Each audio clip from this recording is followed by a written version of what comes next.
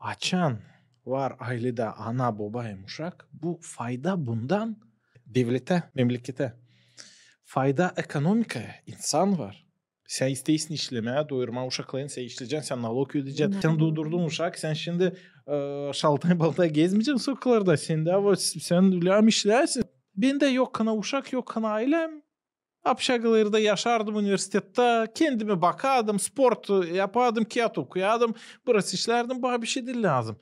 Olduğun uşak, aha, lam nerede Başka yaşam? türlü dönüyorsun. Başka türlü. Lam bulma iş, lam işleme, lam olsun yer yaşama, lam remont yapma, lam oraya, aha böyle olsun diye. Ya ben fikrimi... Bak ne kadar zadaça geliyor. Da sen çalıştırırsın fikrini, da potansiyelini açarsın.